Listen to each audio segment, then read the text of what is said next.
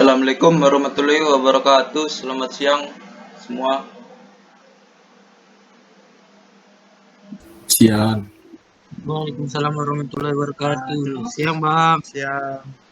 Kami dari kelompok 5 ingin mempresentasikan hasil dari makalah kami yang beranggotakan Tegar Dwi Putra, Muhammad Raihan, Jose Christopher, Maliakis Manulang, dan saya sendiri Rizky Ferdiansyah.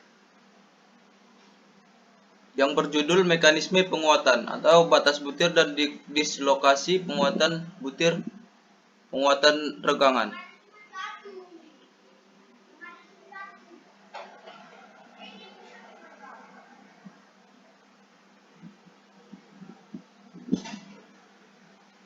Baik, selanjutnya saya akan melanjutkan presentasi kami.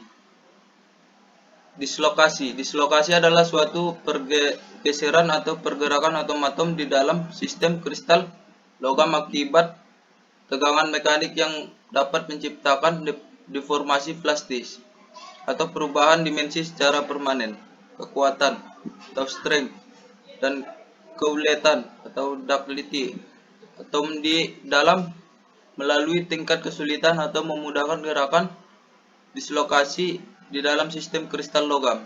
Misal, pada proses pengerjaan dingin atau cold work, terjadi peningkatan dislokasi di dalam kristal logam sehingga kekuatan logam meningkat namun keuletan menurun.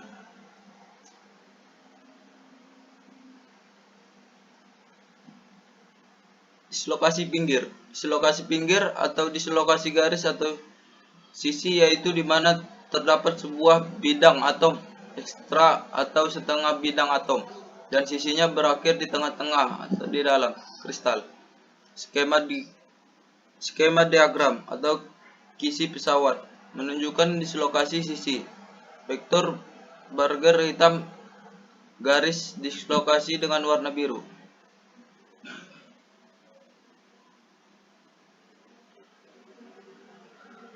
Baik, selanjutnya akan dibacakan dengan Saudara Muhammad Raihan. Pada Saudara Muhammad Raihan dipersilakan.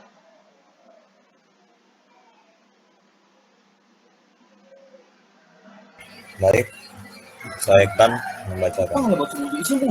Dislokasi ulir, dislokasi stroke atau screw, atau ulir adalah dislokasi yang terjadi karena gaya geser di mana bagian atas depan kristal bergeser ke kanan sebesar 1 atom terhadap bagian bawah. Skema diagram kisi pesawat menunjukkan dislokasi ulir. Lanjut.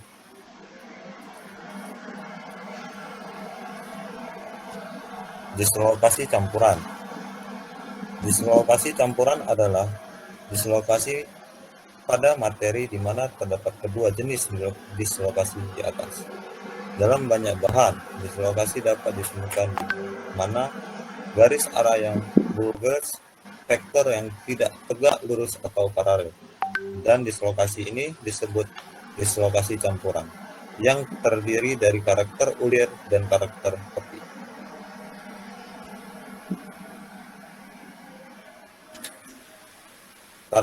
Karakteristik dislokasi. Pengaruh pengerjaan dingin terhadap sifat logam adalah deformasi akan menyebabkan naiknya kekerasan, naiknya kekuatan, tetapi disertai dengan turunnya kekuatan. Untuk mengembalikan logam bersifat semula, lunak dan ulet, perlu dilakukan proses pemanasan terhadap benda kerja yang telah mengalami pengerjaan dingin. Pengaruh pemanasan setelah pengerjaan dingin. Perubahan sifat akibat pemanasan tergantung pada temperatur dan waktu pemanasan. Prinsip dasarnya ialah bahwa pemanasan terhadap benda kerja yang telah mengalami deformasi akan menurunkan perapatan dislokasinya. Logam juga mengalami deformasi plastik. Baik, saya kembalikan ke moderator. Ujian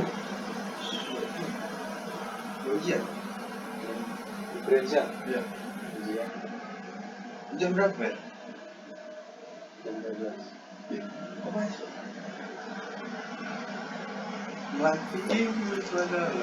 Saya akan melanjutkan dislokasi ulir. hanya menimbulkan renggangan geser. Pemanasan pada daerah yang di bawah temperatur rekristalisi akan menyebabkan dua hal. Yang pertama, terjadinya gerakan dislokasi difusi yang disebut gerakan memanjat atau flip.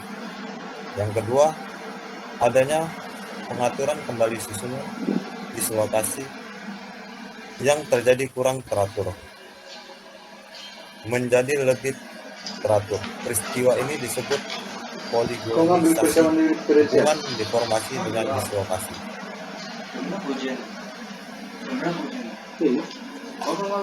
Baik, saya kembalikan ke moderator atau Bang Unda.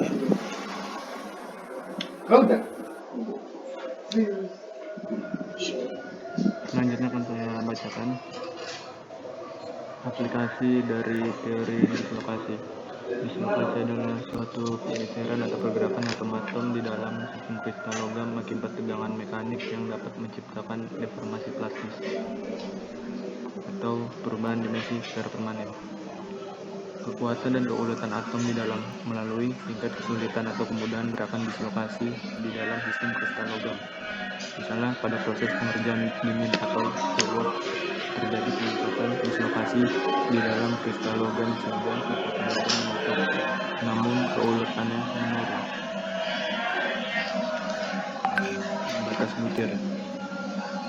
Batas antara butir-butir dalam agregat polikristalin merupakan daerah isi yang terganggu dengan lebar hanya beberapa garis tengah atom. Dalam hal umum, orientasi kristalisasi berubah dengan tiba-tiba melintasi perbatasan butir dari satu butir ke butir berikutnya. Batas butir sudut besar biasa menggambarkan daerah sesuai lambang atau random sisi kristal di sekitarnya. Selama perbedaan dalam orientasi antara butir di kiri kanan perbatasan berkurang, keadaan tertib di perbatasan meningkat. Untuk hal batas butir sudut rendah, di mana perbedaan orientasi sepanjang perbatasan mungkin karena perbatasan terdiri dari susunan dislokasi yang teratur.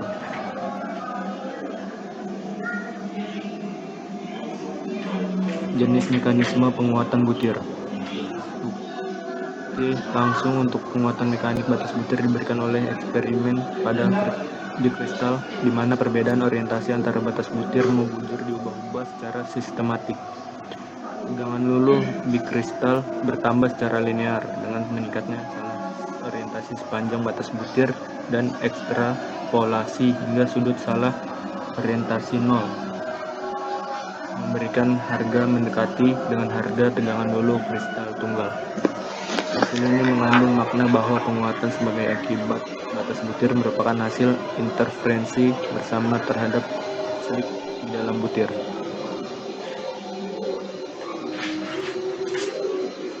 Baiklah, saya kembalikan kepada moderator. Baik, terima kasih kepada Saudara Tegar. Selanjutnya akan dibacakan pada Saudara Meliaki Simanulang. Pada Saudara Meliaki Simanulang, persilakan.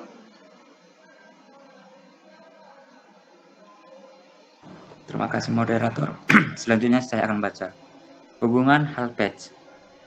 Hall mengusulkan suatu hubungan umum antara tegangan luluh atau sifat mekanik lainnya dengan besar butir.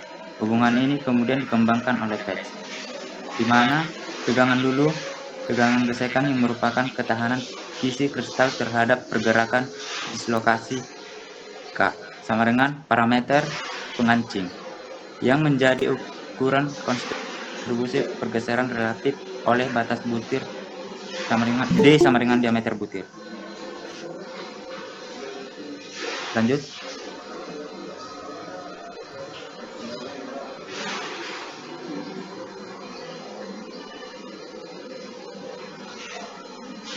Lanjut.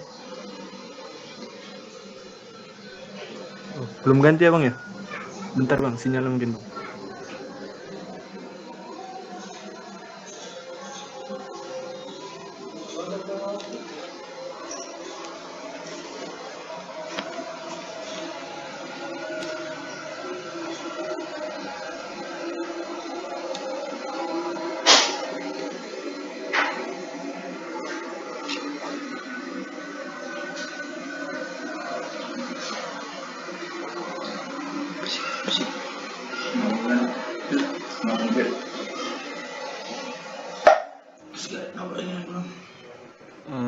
Sebentar ya kawan-kawannya, ada gangguan sinyal.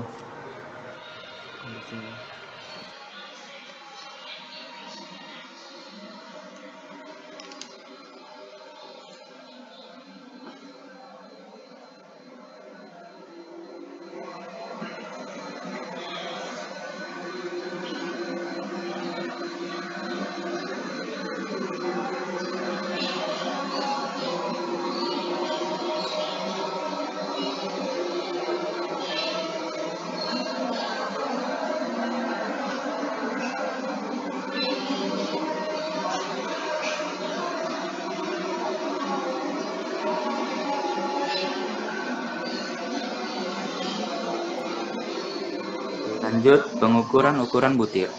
Ukuran butir diukur dengan mikroskop cahaya dengan menghitung jumlah butir pada luas yang ditentukan, dengan menentukan jumlah butir atau batas butir, yang berpotongan dengan panjang garis sembarang yang diketahui, atau dengan membandingkannya dengan kartu atau cat.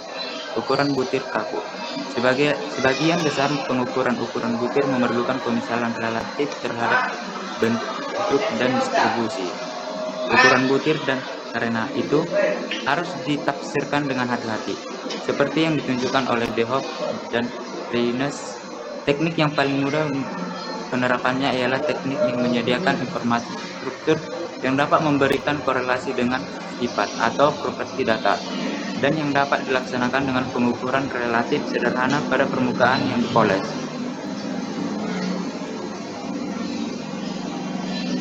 Penguatan renggangan.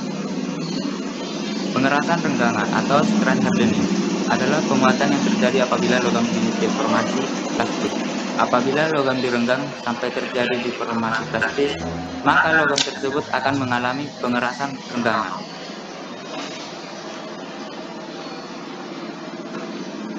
Air bang. Penguatan larutan padat. Penguatan larutan padat atau solid solution strand hardening adalah penguatan yang terjadi akibat penambahan unsur paduan yang larut dalam bentuk larutan padat distribusi atau larutan padat intermisi. Selanjutnya dilanjutkan oleh saudara Jose.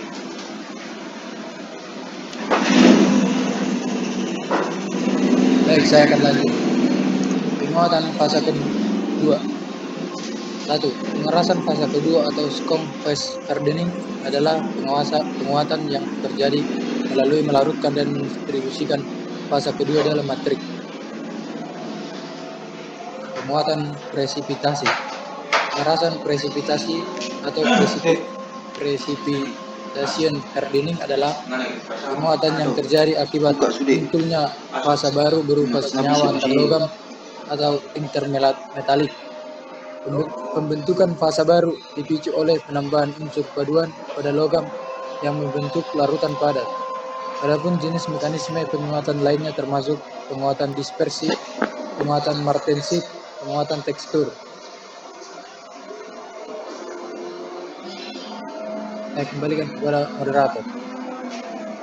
Baik, terima kasih kepada kawan-kawan yang sudah presentasikan. Sekian, terima kasih dari hasil kelompok kami. Apabila ada yang masih kurang yang jelas, kepada kelompok masing-masing yang ingin bertanya dipersilakan.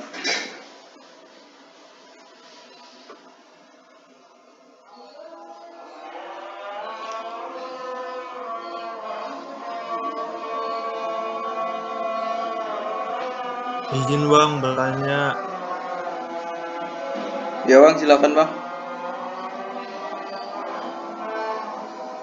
Yang ini bang, yang penguatan larutan padat tadi, kan ada tiga grafik sama 2 butiran itu bang. Tolong dijelaskan bang, itu apa ya? Dan gunanya untuk apa fungsi itu bang? Terima kasih. Bang, terima kasih. Silakan tulis di kolom chat bang.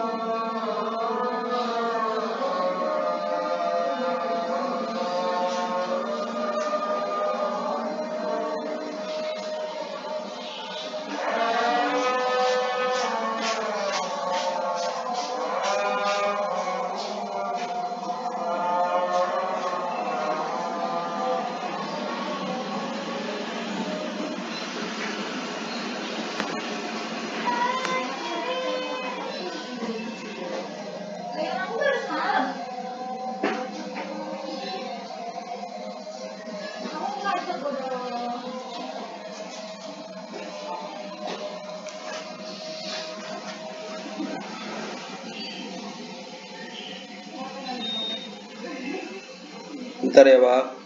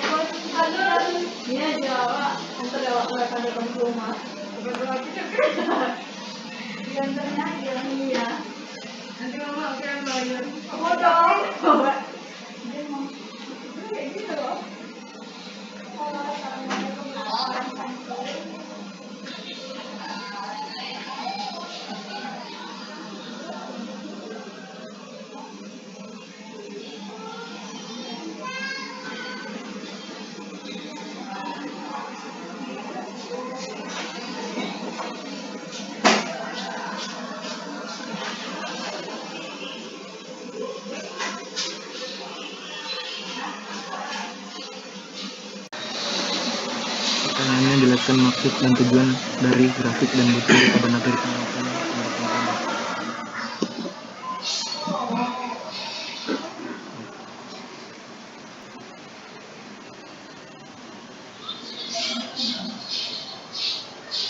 Jadi maksud dari gambar ini ya adalah suatu keterangan ketika logam dalam keadaan murni memiliki sifat yang lemah dan lebih lembut akan menjadi lebih kuat materialnya dengan ditambahkan atom lain yang disisipkan atau mengganti salah satu atom dari unit sel tersebut. Dengan menambahkan atom lain yang disisipkan atau didukung, maka kekuatan dan kekerasan dari suatu materi akan lebih besar dibandingkan dengan keadaan murninya. Hal ini dikarenakan atom sisipan tadi akan mengalami dislokasi. Ukuran atom yang kecil dan besar yang terlarut akan menurunkan energi regangan, dan atom sisipan yang berukuran kecil akan menurunkan energi regangan, sedangkan atom sisipan berukuran besar akan menurunkan energi regangan tarik. Semakin banyak terdapat atom sisipan, maka energi regangan lama-kelamaan akan hilang dan dislokasi juga semakin kecil hingga hilang. Seperti gambar ini. Begitu kurang lebihnya. Apa kurang jelas pada Willy? Yang abang ini jelaskan ini gambar yang mana nih bang? Yang grafik atau yang butiran itu bang? Atau semuanya bang jelaskan? Yang grafik gitu kan ada yang dari kayak gambar yang dari grafik rendah ke tinggi itu kan. Ya, maksudnya apa dia bang? Itu misalnya itu dari atom yang rendah gitu kan, belum ada tambahan atomnya, semakin ditambahkan atomnya semakin tinggi nanti dia. Baru kalau misalnya yang grafik turun itu sebagai simbol regangannya, energi regangan yang akan turun ketika ada penambahan atom yang disisipkan gitu kurang lebihnya. Jadi yang butirannya itu bang? Yang butiran itu kurang lebih sama gitu juga. Oh gitu ya bang. Oke, terima kasih untuk jawabannya. Terima kasih juga Willy. Oke bang.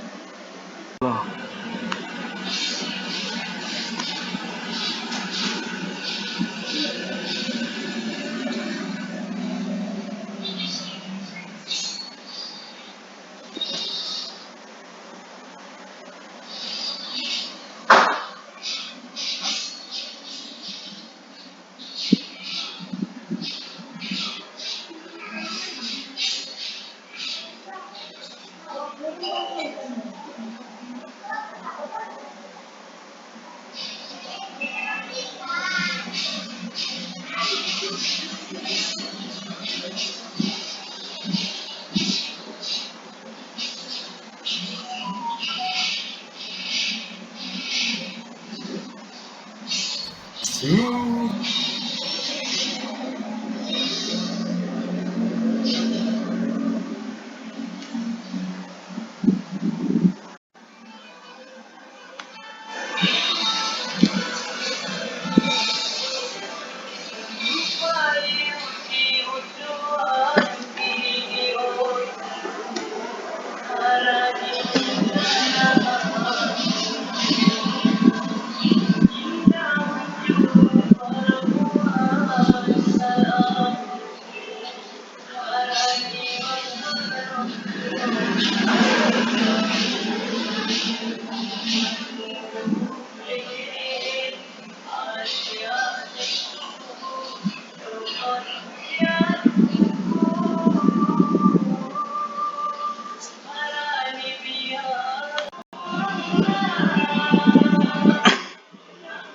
ya bang.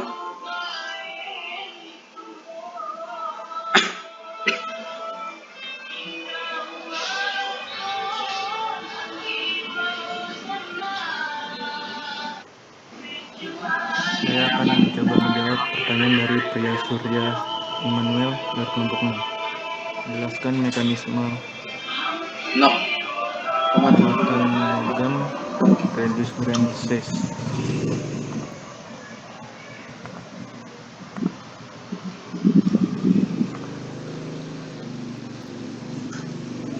Ini bang,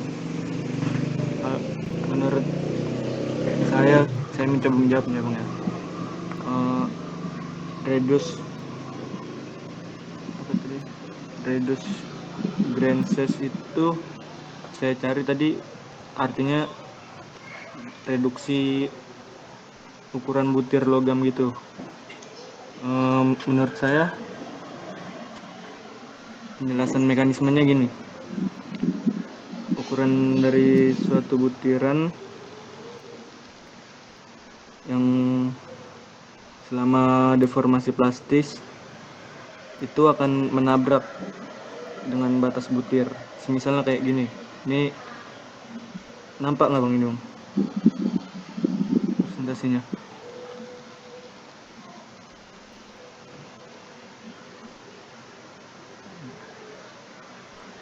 Misal begini pada gambar ini batas butir A dengan batas butir B yang memiliki orientasi pergerakan yang berbeda. Yang A arah ke kanan, yang B arah ke sedikit ke atas. Jika dislokasi bergerak searah dengan pergerakan butir A, maka ketika dislokasi tadi bergerak ke arah butir B, maka dislokasi butir A ini akan menabrak bagian batas butir ini untuk kemudian mengubah arahnya mengorientasi mengikuti butir B ke arah ke atas. Oleh karena itu batas butir ini dapat diartikan sebagai barrier atau penghalang. Semakin kecil ukuran dari butir atau semakin kecil diameternya, maka akan semakin banyak terdapat daerah batas butir yang akan menjadi penghalang dari terjadinya dislokasi. Dengan demikian, material dengan butir yang baik, butir kecil, akan memiliki kekuatan yang lebih tinggi dibanding material yang memiliki butir kasar atau yang besar, karena memiliki lebih banyak batas butir. Begitu kurang lebih bang, menurut pendapat saya.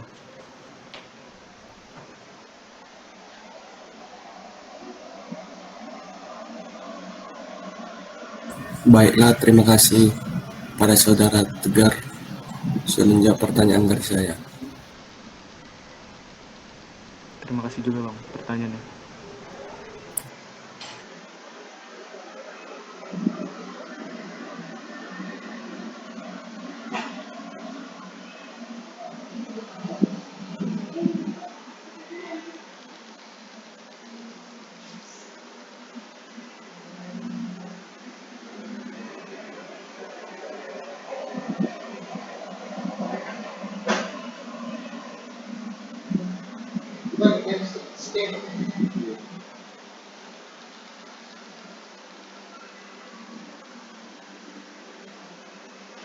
Tegar.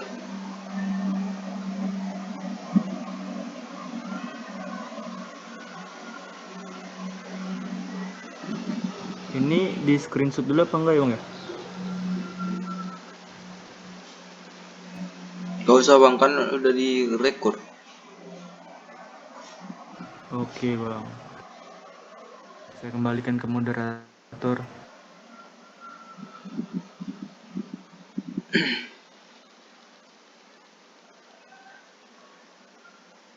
Sekian, terima kasih atas presentasi dari kelompok kami, yaitu kelompok 5.